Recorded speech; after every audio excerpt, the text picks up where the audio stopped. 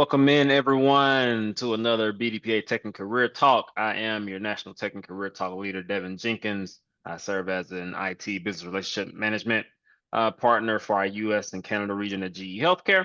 And also I'm the founder and CEO of Share the Vibes LLC. So I'm excited to have you with us today. I always have to give a little context to those who are with us for the first time in case you're not familiar with BDPA or the Tech and Career Talks. So BDPA is Black Data Processing Associates. We were founded in 1975 as a vehicle for building the technology talent pipeline in the African American community. We have a focus on developing computer programming skills, other technical skills, professional development, preparation for careers for youth, especially middle and high school. Fortunate to have some students with us in Milwaukee joining us today. And we also focus on professionals and collegiates, providing opportunities to continue building your networks, continue upskilling, and furthering the different skill development and things you need to advance your careers from the classroom to the boardrooms. That's what we're all about. We've been doing it 50 years. This is our 50-year anniversary, so we're excited. Big things happening for BDPA in year 50, our golden anniversary. Definitely our capstone moment this year will be the National BDPA Conference. BDPA Con 25 is going down in Atlanta, Georgia, August 13th to the 16th. We'll be back at the Westin Peachtree Plaza. Looking forward to a phenomenal conference experience this year as we celebrate this significant milestone in our history, but also get ready to kick off our next 50-year chapter. We're not stopping now. So look forward to seeing you there, conference.bdpa.org. Register now. Looking at the website, looks like we have early bird registration going on a little bit longer.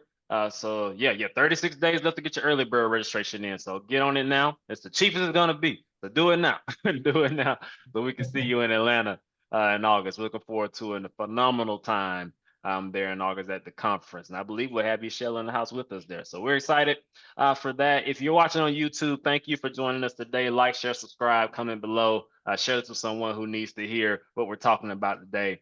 Pass it to your coworkers, pass it to your friends, pass it to someone who's just interested in technology. You're definitely going to get value out of this. So thank you for being with us today. So with that being said, I'm going to get out of the way. I'll come back at the end to wrap things up. If you do have questions as we go throughout the conversation today, please feel free to share them in the chat, and we'll come back to them at the end. So I don't want you to lose your thoughts. So feel free to drop things in the chat, be active with us throughout the conversation. But at this time, I will turn the floor over to our esteemed speaker today, Mr. Chris Berry, the CEO of Echelle Resources. Well, how's everyone doing today? Doing well. Everyone's doing well, good. I appreciate everyone jumping on the call today. It's going to be an exciting call. Open to taking questions. It's pretty informal, I imagine. So I would like to just go ahead and kick it off however you guys would like. I'll leave it to you, Mr. Jenkins, to kind of drive the narrative to make sure we stay on time and on topic. So open discussion, however you guys would like to kick things off. Well, Chris, to get us going here, maybe just to kind of break the ice a little bit, maybe just tell the people a little bit about who you are, kind of your backstory and how you got to where you are today. Who are you? Who is Chris Berry? Who is Chris Berry? That's a question we get all the time. So Chris Berry, I grew up in a little small town, southeastern Ohio, Zanesville. If you've ever been there, you would remember it if you've ever been there. But grew up there. After high school, left and went in the Air Force. So I was in the military for 4 years.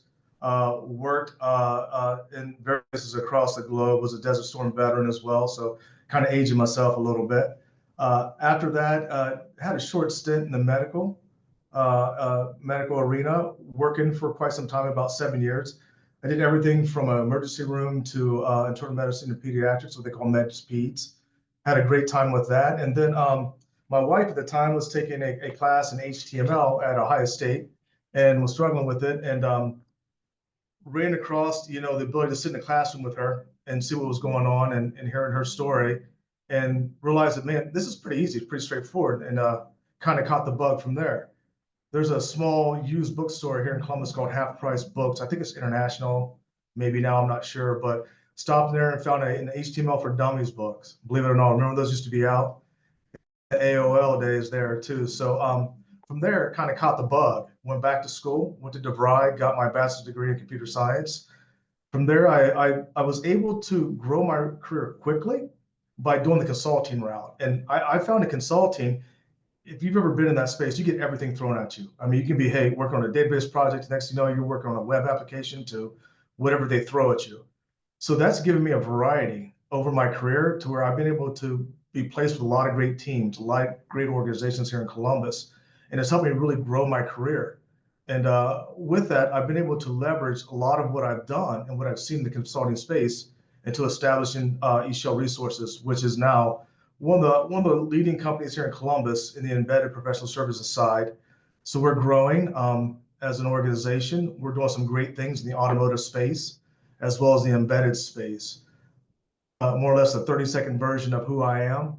Father, I'm a girl dad, so I got two daughters, and wife is a school teacher. So typical Midwest upbringing, simple is best, right?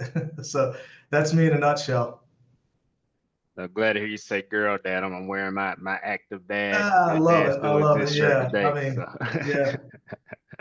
Yeah, I but call, I mean, basically, when they become teens, you turn into an Uber driver and an ATM machine is what I've learned over the years. So that's okay. I welcome it and I love it. I enjoy it every day. absolutely. So maybe just to kind of go down that path a little bit. Sure. What does it mean to be a technology company in Oh, 2025? You know, technology, emerging technologies on the rise, and we're digging into some of those here today. But maybe just to ground everyone, what does it mean to be a technology company in 2025? well, it's changed. It used to be that if you knew certain tech, you could grow. That's all changed now. You have to actually not only know your tech, but you have to be able to pivot quickly. And part of that pivoting is you have to understand the market. So me being in a leadership role, it's all about when you fall into that CEO space, you're looking at how to best allocate your resources. Now, what's that? Resources are your people, your tech stack. What can you do from a technology standpoint, and your funds, your money. You got to find the best way to use all three of those three different things to best set up your company to be productive and active now, but also to think in the future, how can we grow, right? So part of that trend looking into is you gotta get out into the space, see what's happening, and how can you use what you're currently doing and existing in other environments. So code is code, right? You write code, right? Code can be written on anything nowadays. But you have to understand is where is that anything going to be at for me? Where do I find that anything? So that requires me to get up out of my chair and work with individuals like my CTO, Samuel Davis, and we go out and look at the market. What's a good fit based off of what we do? How can we apply technologies, our skill sets in different sectors in the market? Now, it's easier said than done, right? So I would say channel partners is an ideal way of looking at what's like to be a company, an IT company in 2025. No longer the days where you just spin up an app, you throw it in the app store and you make millions of dollars. Those days kind of that's closing now. Think it was like how the dot-com bust happened. We're getting a lot of that in the app space as well. People want apps that are now functional that can help their business, help them grow, help their people strive. So those are all things you have to look forward to when you're growing an organization nowadays. It's just not it's not as simple, but you can make it simple if you do your homework. I would actually say one of the biggest things to being a successful company nowadays is you have to be disciplined. You have to be a disciplined individual. You have to get up every day, want to grind and hit that nail with the expectations that you're going to grow your organization to something that you vision and see it in to be. So it's a lot of that forward thinking process that you have to do on a daily basis, which I relish in. I love it. I love the constant change. I mean, when I started this company, my goal was to not only have the ability to help people with their technology needs, but I wanted to be the guy that woke up. If I don't feel like working today, I'm not feeling well, I ain't got to answer to nobody. I ain't got to call nobody. I ain't got to put no PTO in. So to me, those are all great things that now I've been afforded the luxury and the opportunity to do. Now I had to cut my teeth over the years to get where I'm at. I mean, you can't hit that fast forward button anymore, right?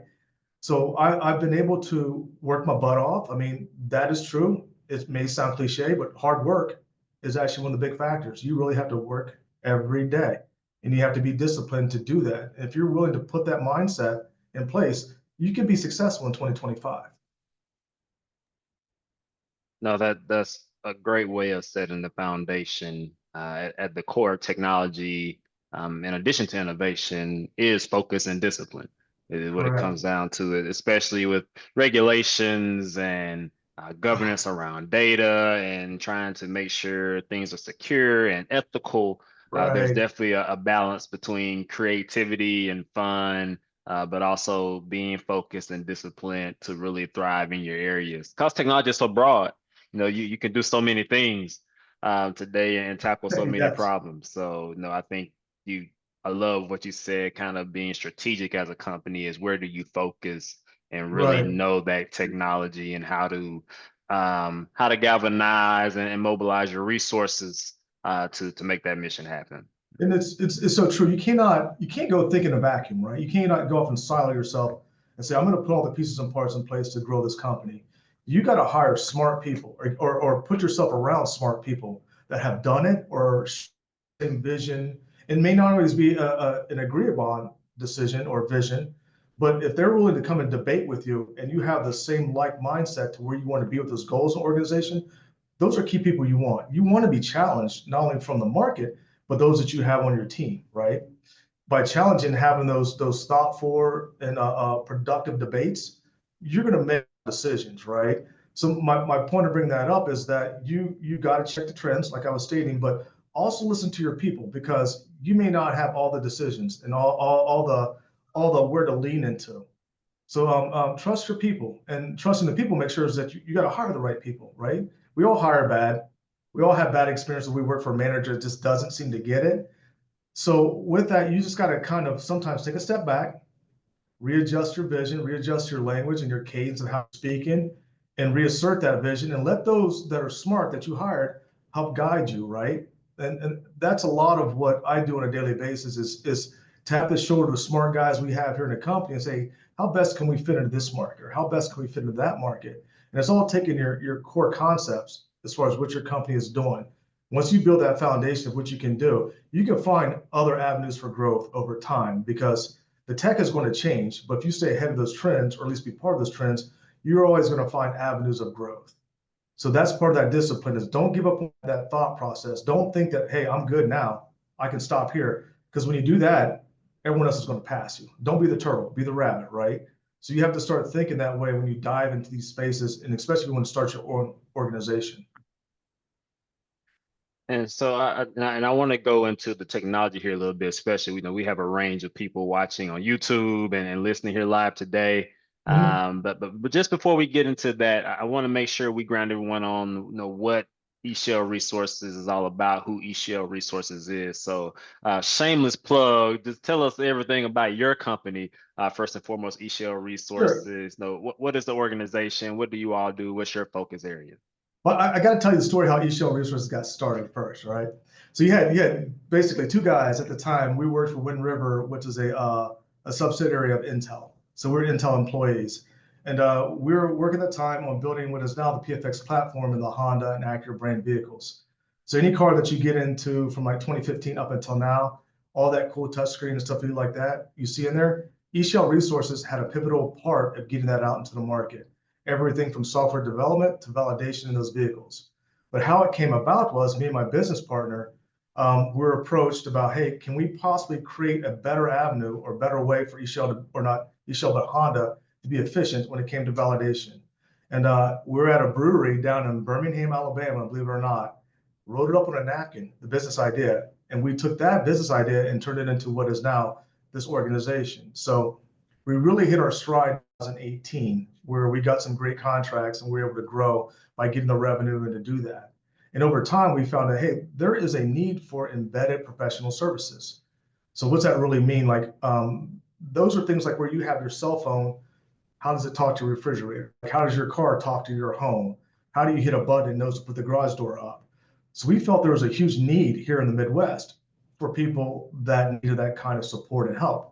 So we've driven and grown lines of businesses from there and grown Echelle into now what is going to be, I'm going to say it, a powerhouse in that space because we're actively working every day to pursue those goals and outcomes.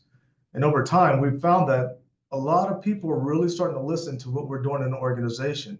So what we've done is we leaned into things like V2X, connected vehicle, other things in the embedded space, maybe medical or just like home automation systems. Those are all things that fit right into our wheelhouse and we're capable of doing.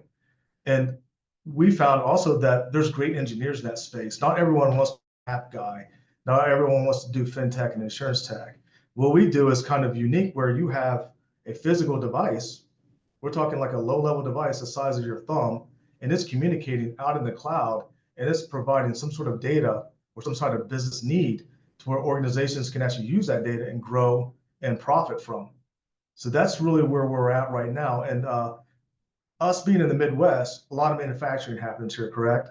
So with that manufacturing, we're now finding we're becoming the expertise that can come and help agencies standing up their IoT environment or some of their embedded systems to where they have chips and boards that they need to write firmware on that's going to do specific functionality. Those are all spaces that we're finding we're leaning into, and we're currently being successful and we're growing. I'm looking forward to see how the rest of 2025 is going because I got my CTO on the call here. I just see here Samuel. He's doing great things for us as far as reaching out in the community and seeing who we can talk to continue growing Echelle. I'm glad to hear that, and it sounds like there's some exciting things, Oh yeah. that are definitely in the pipeline for you all. So, we'll probably circle back to Echelle, but I do want to get into, the main topics for today of connected mobility, autonomous vehicles, and V2X. So, this is a technology organization. We have tech students watching right now, tech professionals, and we're gearing up for our national BDPA technology conference and expo. Right.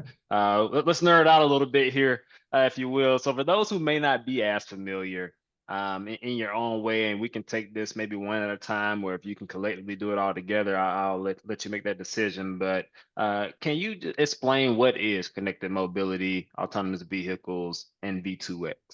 Okay, so V2X is kind of like saying the web, right? So V2X is a vehicle to everything. So what's that mean? So newer cars are coming out with TCUs or telematic control units. Fancy word of saying there's a cellular chip inside the car that's talking to cell towers where data can be sent to or from that vehicle. So if you think about it, like how does your car know that it's reading GPS signals and things like that? Well, there's a tuner in there that data is sent down to that it parses through and you see things in your car. That's how that works.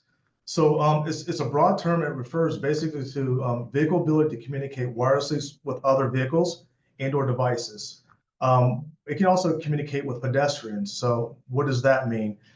Vehicles can actually talk to a group of people saying, hey, I'm coming down the road, be careful, and things like that. It can also communicate with your cell phone, things like that. So V2X is making transportation safer, more efficient, and smarter over time. Now, another way of looking at it is how cars talk to each other and avoid crashes. So that technology is coming. Eventually, you're going to see where vehicles will have a unique way of speaking to each other. So when traffic is being increased, let's say there's an accident or anything like that, those vehicles are going to eventually, over time, say, hey, let's divert and go this way, or hey, avoid this area because of construction. The vehicles are going to start speaking to each other, which is kind of cool, but scary at the same time. We've all seen some movies, right? Yeah, but it's coming. The technology is coming. It's relatively safe right now. It's going to be needed because autonomous are happening. It's going to be coming. Larger cities are already adopting this. And then you're going to see autonomous trucking too, where things are going to be delivered autonomously as well. So the need to have those vehicles all speak and talk to each other is going to be required. And AI is going to be a big part of that because these vehicles have to learn over time what's efficient for them, what pitfalls they may run across over time. So it's all that learning process where these vehicles are going to get more smart, more adept to what we do every day as far as humans and what they're doing. So you also have vehicle to network where cars are community cloud services and things like that, where right now we have the ability to where we can take data that's in a Honda vehicle, we can send it out to our cloud infrastructure, parse that information and alert engineers directly back at the Honda R&D facility saying, hey, this is what we're seeing while we're testing this vehicle. So it's all about taking that engineering feedback loop, which used to be huge. You used to have to take like bugs or whatever, post it into a Jira or some sort of bugging tracking system. Then hopefully some engineer sees it and actually digest that and make a technical solution or decision upon. Now that takes time because these are all global companies. You got people in Japan, Spain, Romania. They're all doing work. So we got to shorten the feedback loop by shortening that talk and providing that information in somewhat real time. Um, Another thing that's coming is V2G, which is vehicle to grid. That's where electric vehicles will talk to the power grid and they'll do smart charging. So that's all about making not only the vehicles that are coming more efficient, but how we choose to use power. Because we don't want to have everyone. Can you imagine a scenario when we got EVs tomorrow? What that would do to the grid? It would crush things, right? You guys would all be mad because your Netflix wouldn't work. Everything will be slow. So those are all things they're doing now to try to figure out how can we best adopt all these autonomous and all these vehicles are coming on the EV stage. How can we best manage our electrical grid to do this? Now, connected vehicle basically simply just means cars with internet access. Some examples would be like your streaming music. Vehicles are basically going to be able to do all that on their own. You'll be able to get real-time navigation, traffic updates. A piece that I was part of when I was at Intel was OTA, was over-the-air update. So you think of how your cell phone updates itself. Well, newer cars are doing the same thing. So to really geek out, for example, a lot of the operating systems in these cars are GAS, or Google Automotive Services, basically Android, right? So if you're currently using like version 5, for example, these vehicles can talk to a cloud and say, hey, look, what version am I on? And that cloud can say, hey, look, you're a version behind. It'll push down that update. And how these updates work, it's the same as your cell phone. There's 2 partitions in there. So you have an active partition that is currently running. When that update happens, it uses the inactive one and updates it. Then it'll reboot itself, and this one becomes the active, and this is the inactive one. So that's how the over-the-air update works right now, and that's currently happening in your cell phone. Enables remote starting. Like my phone, I can tap start, I can start my car, which is great in Ohio because it's cold in the winter, and I don't want to go outside and start my car. So I can hit a button and warm my car up. All those things are going to be standard in the next few years with newer vehicles. So it's a broad application technology between vehicles and everything else is a way to really describe it. And connected vehicle really just means that cars that are equipped, they can use internet and V2X technologies. So yeah. Yeah, so much in there. And you said I try to something. keep it as high level as well because I don't want to go. It could be an hour talk about how V2X works. I mean, there's some amazing things coming. Here's something I just read recently to where I know we got some younger guys out here, students. They're probably thinking about gaming, right? Like, ooh, we want to build video games. We get out there. Well, Toyota right now is piloting Unity 3D as an interface in their car, which is cool because younger people, they're used to that gaming environment.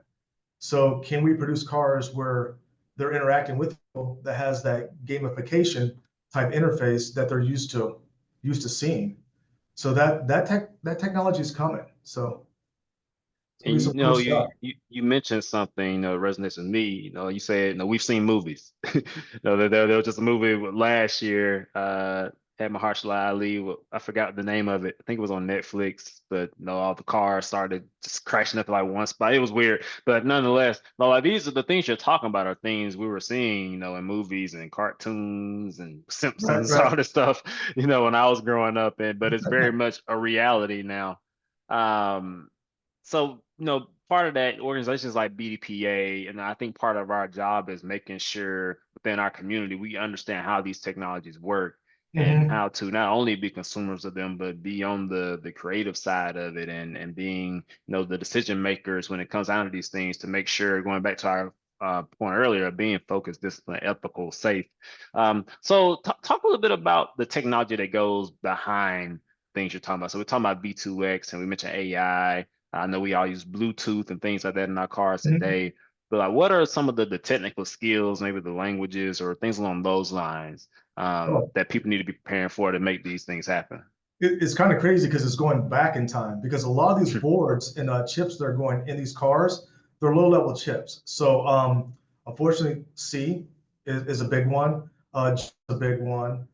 C is needed because a lot of things like with ADAS and telematics, which is how a lot of the vehicle communication that happens inside there, it's built off of that infrastructure, the C side, which is low level embedded type software development is one aspect. I would also say know your cloud platforms, your GCP, AWS, your Azure. Go on to the days of storing this data in data centers and on-prem. So for the younger tech guys out there, I say, hey, look, if you know how to write low-level code and you've done things, say a Raspberry Pi, or you buy an ESP32 board, which these are all cheap. We're talking $35 or less. Really get in there and understand what's going on in the background. I would say really one of the key technical must-haves is Python.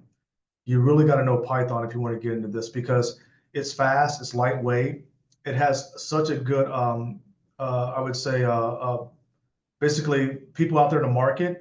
So a lot of problems you're going to be dealing with that you need to solve have already been solved. You can get on your Stack Overflows. ChatGPT is a great resource for it. I use OpenAI for some of the complicated things that I run into in the Python space. So I would say that's a must-have, and I would almost willing to say that when we go to hire and look for software developers, it's a top 3. I would say your C, but if you're a C# guy, you could do C. If you're a Java guy, you could do C. If you're a Python guy, I'm convinced you could pretty much do all of those. So that's one way of looking at it as far as what tech stack should you really be involved in looking at. Do your homework. Go out there and buy off of Amazon. You can get one of those chip boards relatively cheap. They're small, they fit your backpack, and practice. Practice and see what you can do out there. I mean, it goes all the way back to what was the book, 10,000 Hours, right? It's really that true. Go back and practice. Learn that trade. It's a skill. It's a skill. It's something you have to practice every day. No different than a carpenter.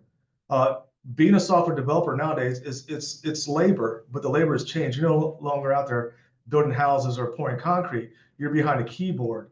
But behind that keyboard is still a skill set. You have to sit and learn your craft.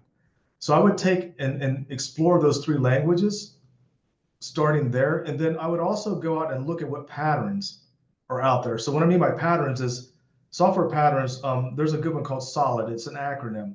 It's a good pattern for a lot of software developers to learn, especially early, unless you understand what interfaces are, how to adopt and use those, unless you know what services are, how to implement those. And more importantly, it teaches you what scalable code looks like and how to achieve that.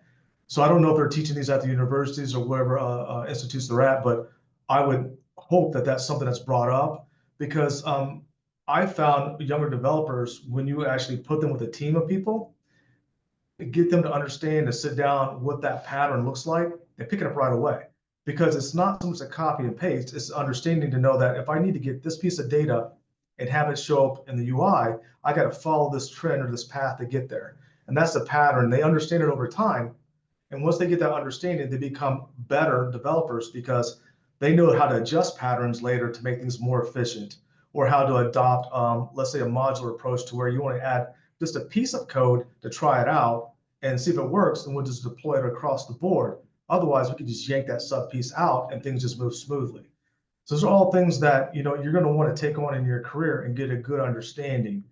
Now, as far as the tech that's being used in space, you got to really know how cellular works and how it's secure. So your cybersecurity and things like that are definitely things you need to jump into and get a good understanding. You don't need to be an expert. A lot of that stuff is Googleable. But when you write your code, you need to understand what you're up against. So you're diving into the proper pattern, you're producing the proper code that's going to make you secure and efficient and produce a good product. So it's all things I would actually, you need to think about before you. A lot of younger guys don't want to jump right into the IDE and start banging out code. I don't like that approach. Let's get on the whiteboard. I want to see what you're thinking before you show me what you're trying to do. Because I want to make sure your brain is going the right direction to the outcome, either for the client or what we want to do here for the company. If I can get these guys to write on the board, explain in visual what they're trying to do, it's amazing to see once it clicks, because like light bulbs come on, like, oh yeah, I could do that. And that's what gives me joy, because that's the aha moment. We can all get to the code. Like I said, you can Stack Overflow that, you can Google that stuff, but you got to know when you're sitting down how to get from A to Z. So I would say really learn how to design. A designer just as much as being a good developer. And I would challenge younger guys, when you sit down, like I said, paper napkin it. Write on a paper napkin what you're trying to achieve, because any idea without a plan is just a dream, really. You got to put a plan in place. So design your thought out before you just start writing out the code, because you might surprise yourself and come up with something better than you initially thought. So those are all things of how we approach it. Other things you might want to know if you dive into this space is how cellular works from, I would say, from a software development standpoint. You got to make sure when you're writing code that goes into these cars, you're not bloating code. You don't have a bunch of stuff that's sitting there that doesn't need to be used. keep it simple is another path to go down.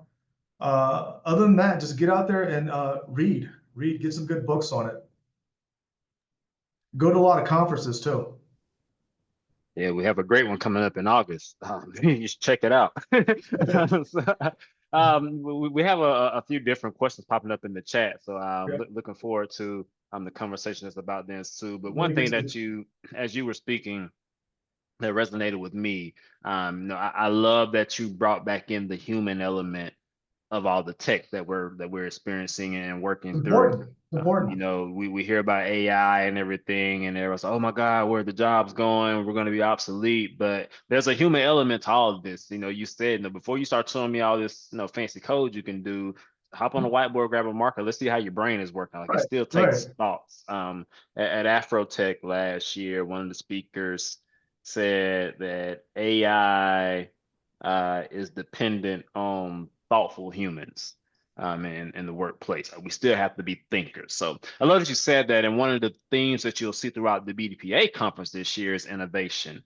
We had a speaker on here maybe a month or two ago out of Detroit with Ecotech Labs and helping with the IT showcase this year, allowing students to bring in innovative ideas in their research to the conference. I co-lead our From Idea to Launch entrepreneurial pitch competition, which is all about fostering innovative ideas and giving some funding and resources to help people turn those ideas into actual technology concepts that could be sustainable businesses. So I think the things you're talking about, it's all around innovation, and like the human element, the human mind, how that plays into the technology and the hard skills to make these things a reality. So in addition to the software development, I was going to ask you, what are you looking for? When you're hiring for Echelle, for those out here who might be looking for roles, you mentioned three languages: C, Python, and there was one other one you mentioned, but there's a lot around software development. But what are some of like the other roles for those who may not ever want to touch a line of code? What role do some of the rest of us play The soft skills, in an organization like the Echelle? soft skills, right? I would say communication is the biggest piece, no matter what you do in tech. You got to be able to communicate. So, and when I say that, and one of the key reasons why is, look how big all the people on the call right here, right now, right? Every one of these people on this call, including myself, are communicate differently, right? So you have to figure out how can I get my message to everyone to where I make my point and I can get the proper feedback. So communication is key. Learn how you can best communicate to a group of people. That's one key point. Be coachable. We get a lot of young guys that come out now where they think they're next Zuckerberg. I'm like, dude, you're no, it's not happening. So be coachable. Be willing to sometimes just be all ears and not all mouth. Is part of that as well, and that's the best way to say it. I mean, sometimes in order to be heard, you got to listen, right? So you really be a good listener, be a good communicator, or good things of soft skills you need to do. Be open to learn, even if it's topics that you do not like or you're bored with. Be open to learn them because you never know. You might find something in that curriculum or just in that conversation that can help spark an idea or help you solve a problem that you're currently dealing with. Um, Other soft skills I would say is be a good networker. I look at a lot of young guys. Don't treat your LinkedIn like Facebook, because if I'm hiring and if I see you out there with a bunch of red cups and stuff like that, I will pass on you.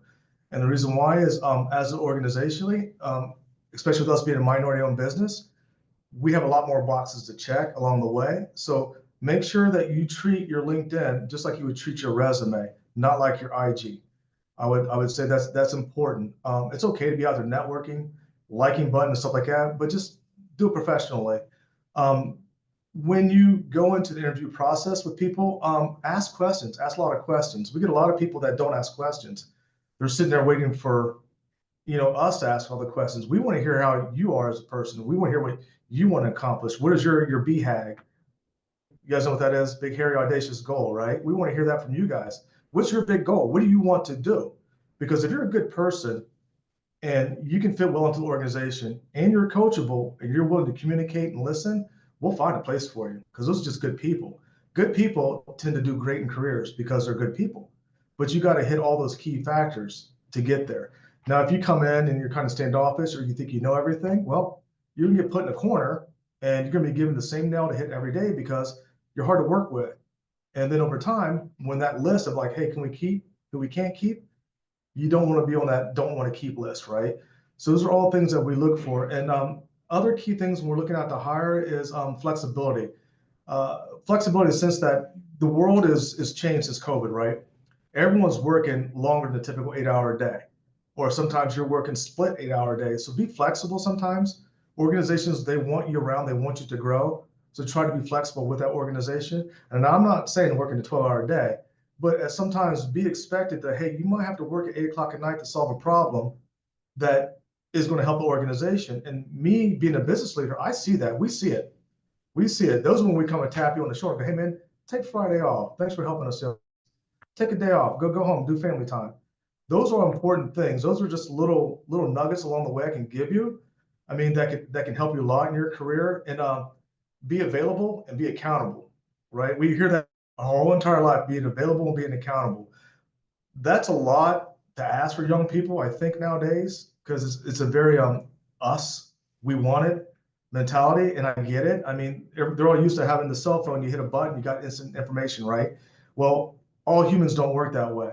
So be available, be accountable. It's two things that you really need to pick up in your career and establish right away. Because you can make those two traits part of your discipline, you will be around and you will do great in your career. Those are great gems, Chris. So thank you for sharing all of that.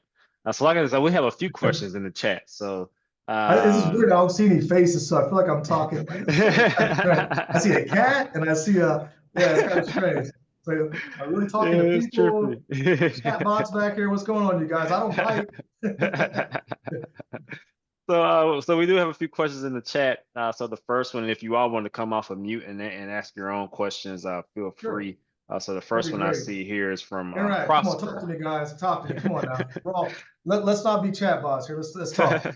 So I see a question here from Prosper. This is the first question I see. Who's our BDPA president at Purdue University in Indianapolis? Prosper, are you able to come off mute and ask your question? Yeah, I can come off. That's my question. Yeah. Okay. Yeah. So here, let me go back and look at it now. But I'm essentially asking. Well, first, I want to thank you for this talk. I think it's very.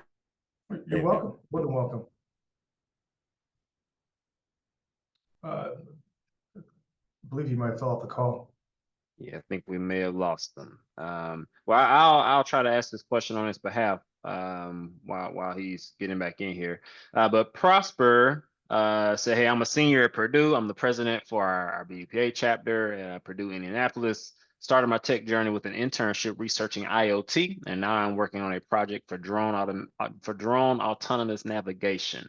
I have a couple of questions. How can I best prepare for the new era of integrated technology? What do you think it will look like? And how have you met and networked with others in the space? And what would you recommend for early professionals?" Okay, so I'll try to hit all those key points. What to look for in the future of it? You're already in the space. Drones coming.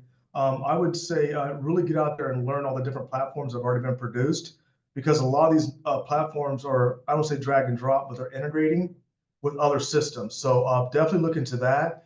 I would say one key technical aspect in the drone space you're going to really need to understand is called BB loss, beyond visual line of sight. That is something that you have to have in the drone space, because the way regulations or laws are coming out, it's required to prove that you can do that. That's another. And what was the other two parts of this question?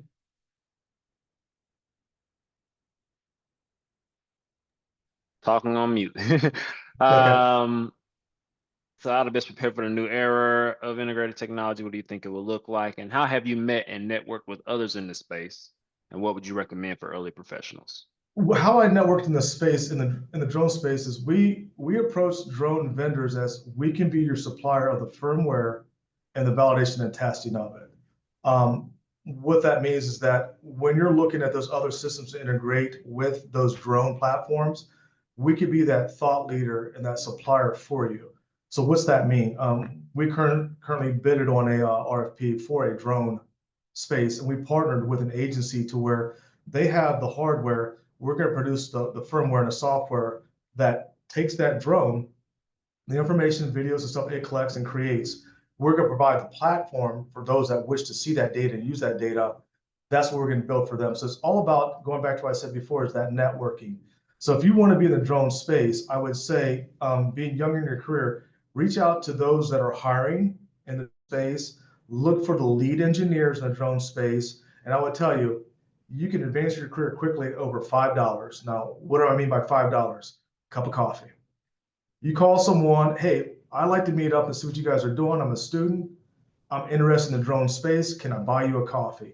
I have gotten so many great relationships off of Flux buying a cup of coffee. You would be amazed. So being young, that shows ambition, and it shows that you're really interested in that space. And we technologists, we like to talk about cool things we're doing. And we like to talk about cool things to young people because we don't want them to deal with the same headaches that we dealt with in our career. So we want to remove those roadblocks for them. So reach out there, find those professors or those out in your space. With you being at Purdue, my Lord, you're already in the space to be in with it being a large engineering college like that. Reach out to those that are already out there. Reach out to those that are working in the engineering space. They usually have other companies that work and teach. Find those thought leaders in there, those technicians, those high technical people, and get them out for a cup of coffee. Buy them a lunch. You'd be amazed what you can learn from that. More importantly, it puts you on the radar. When job opportunities come up, great internships come up, like, hey, yeah, I remember this kid. Had a cup of coffee with him. We went out and got a bite to eat. Great kid. Let's bring him into the fold. So that's that networking piece. It's not always about banging out the code. You got to think about where you want to be out in your career and pursue that just as hard as writing an if statement. It's really that simple. Thanks for sharing that question in the chat, Prosper. I know we lost you for a little bit. So the first part of the answer, it's on our YouTube channel. So I'll make sure you have that link, National BDPA, but you can go back and watch that. But hopefully you got some gems from what Chris shared right there. Is All right. ageism an issue in the field? I was just asked this a couple weeks ago. It is an issue. It's an issue. Ageism is an issue. I don't know how to navigate it, and I've asked so many people about it, and I don't know. I'm not a spring chicken anymore. I guess it goes back to networking, being available, and being accountable. If you can do that and make it part of your discipline, like, you'll be okay. But you don't want to be with that guy that's out there so long in their career where you're taking lumps in your career, you're getting fired and things like that. Those are all things that you need to kind of take a step back and reach out to a mentor that can help guide you through those hurdles as far as being aged out. Or I've seen guys that got into the tech field late in their life, not so much that they were bad people or bad hires that just did poorly in their career. They just had another career in something else. They're like, hey, tech is great. I want to get into this. They jumped into it. So I would say, take your life experiences, see how you can actually use those with the tech space that you want to get into, and drive it that way is the best way I can describe it. And I would also would say that being an older person, you don't want to probably take that entry-level job. So sometimes you might have to take the entry-level job and use your life experiences to then build a path into where you want to be at in your career. So you join an organization, you might have that junior level job, but if you're an older individual, you have enough life experience to see opportunities and then understand what the opportunity is and set yourself up on a career path to achieve that opportunity at that current job or that employer. And that just takes a conversation like, hey, I know I'm older in my career, I'm a junior guy, but that looks really interesting what they're doing over there. Who can I talk to learn more about that space? So those are all things you can kind of do. But there is no silver bullet for it. There really just is not for ageism. I would equate it to almost like, people of color early on, us brown and black folks, how do we break down those barriers and get into there? You got to be a persistent SOB, as my father would always say. I mean, if you want something, you ain't going to get it just by sitting on your hands. You got to get out there and be active and pursue it. So that's the best advice I can give you. But if you find a silver bullet, please email me and let me know, because I'm open to learning as well. So it'd be great to hear. All right, we had a question from Ernest in the chat. Ernest, did you want to ask your question, or I can ask it on your behalf? Love the cat, Jacqueline. I saw it walk past her desk a second ago. All right, I'll ask it on behalf of Ernest. Ernest asked, where are we with licensing the tech and standardization across the field? I believe this question came up where you were getting into the V2X breakdown and those different segments. So Ernest's question was in regards to licensing the tech and standardizing it across the field. License tech and standardizing it. So you're talking like from a product standpoint or just overall, like if you build something, how do you license it, right? So SaaS is a good way of looking at it. SaaS can only be out on the web, but also could be an installed application on a desktop where certain features you get based on how much you pay. But as far as licensing, I mean, Ernest, can you give me a little more, something to chew on what you mean by licensing and standardization? It's broad, and I want to make sure I can narrow it down and get you a good answer. How you doing? This is Ernest. Can you hear me? Yes, sir. Yes. So I was trying to, I mean, I know that, I think it's like, the software is licensed out in some perspectives. And so I was kind of curious as to where we are with the licensing of the software to the different vendors that you may market your product to. Is that like, how has that been coupled with the actual cost of the whatever is being produced, if that makes any sense? Yeah, I think what you're describing is what we call white labeling. Let's say I create a widget, and I don't know, Nationwide, who's a big company here, Nationwide wants to use my widget to sell to their customers. So what they would do is they would take my product, they would white label it by just basically putting their name on it, but under the hood, I'm actually the producer of that product. So how it would work is I would sell that to Nationwide, and typically they charge a markup. 15% is like the standardization industry norm. I've seen it as high as 25% based on what needs. You'll see 25% in the AI space sometimes, but they'll do a markup on that and then they'll resell that to a customer. But under the hood, you're really the one supporting that product. Does that answer your question?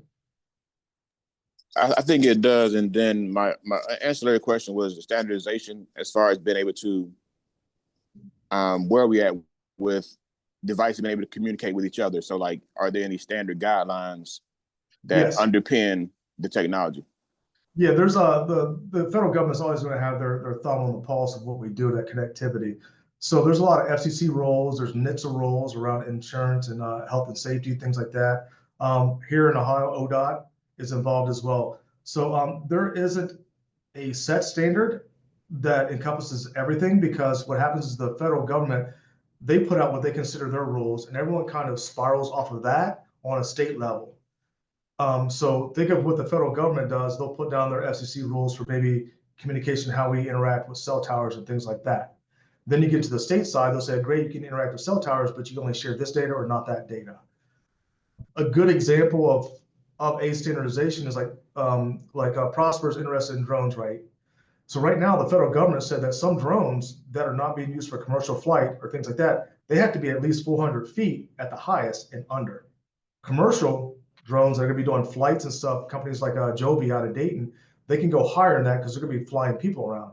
So those are some standardization as far as rules that we do, right? So that's one way of looking at how the federal government pushes that their rules and guidelines down onto the state level. Now then the state can take that information and say, okay, great, 400 feet's good, but we're in a more urban environment. Let's make that 250 feet because we don't want to be hitting cell towers. We don't want to be hitting traffic lights and things like that, or other things that may be in the way. And certain areas might have rules to where you can't even fly around. Like you got commercial space around certain airfields. May they be, CMH was the Columbus Airport here. We got Don Scott, which is Ohio State University here. There's rules where you can't fly or near or around those. So every area has their own rules. A good way of looking at it, saying, okay, what's the federal government is doing? Look and see what your state is doing and follow those guidelines as far as any standardization goes. Thank you. All right, we had a question from Samuel in the chat. Your trusted CTO, Samuel. You want to come off and raise your question? He knows me too well. He might ask a hard one.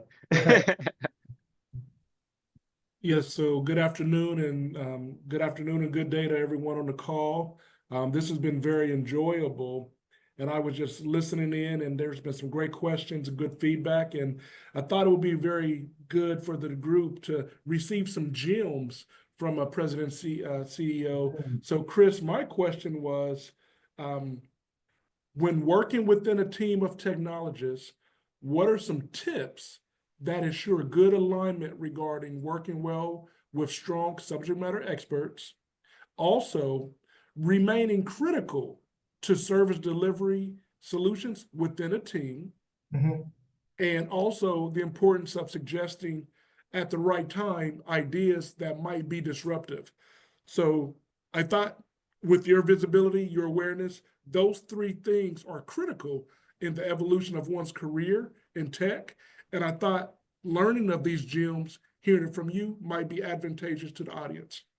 Yeah, so when I get some younger developers, I don't like them to be on their own. So what I do is I usually try to pair them with some what we call TLs, technical leaders within a team. I feel that's important because they learn what it's like to be that developer or that technologist. And another thing that I do what I call, and this is something I've made up, is I call it the 80-20 rule. So what I do is I assess all of our guys as far as what their strengths and weaknesses are. Now, that doesn't mean weakness is not always a bad thing, right? To me, weakness is just an opportunity for growth.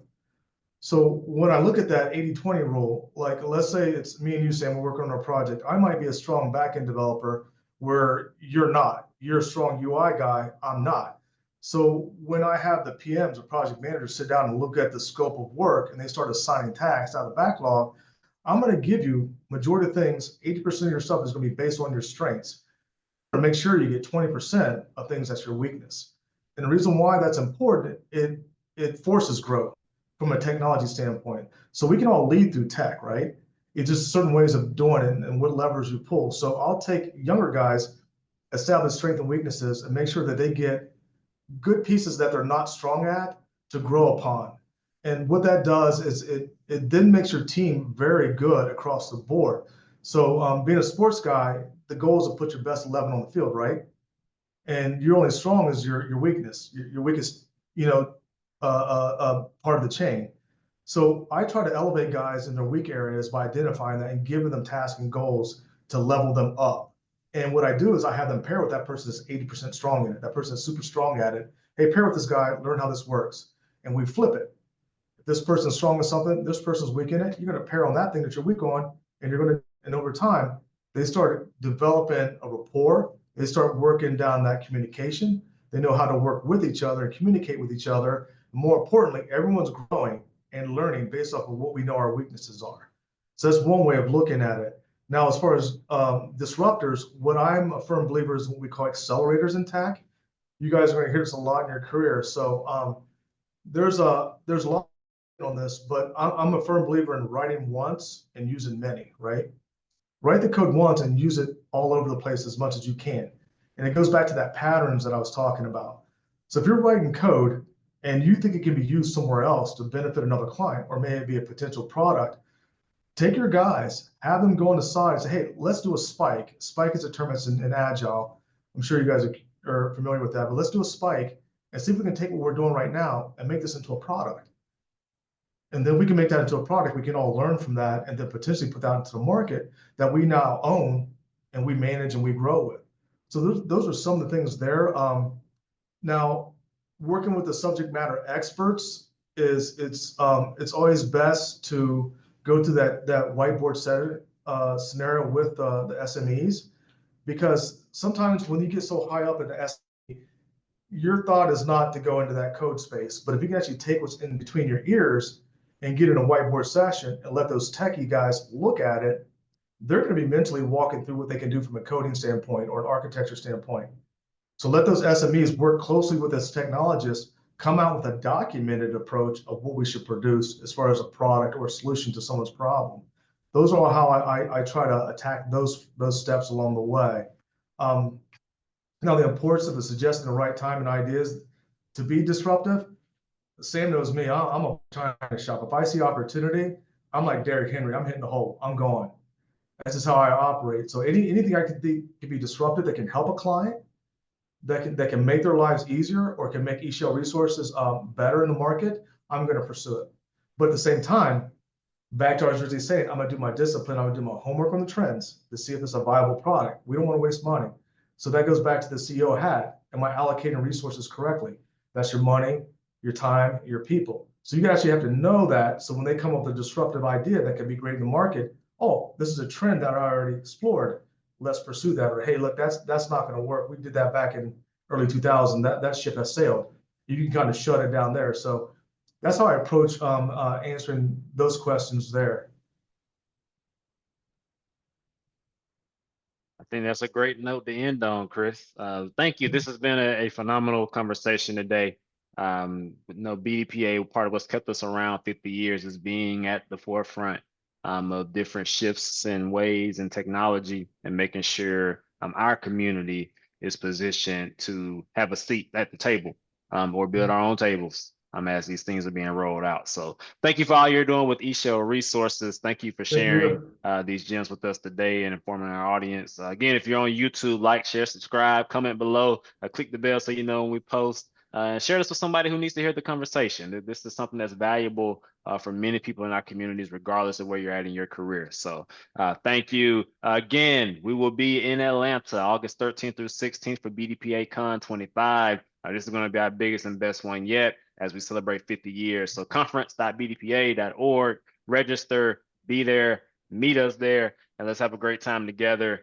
This is on our National BDPA YouTube channel. So if you're live with us today, you want to watch this again, go to our YouTube channel. You'll be able to find this recording, or you can go to our website, bdpa.org/tech and career talks. Find this conversation, all of our previous talks as well. Thank you. Until next time, stay safe, stay blessed. All right. Thank you.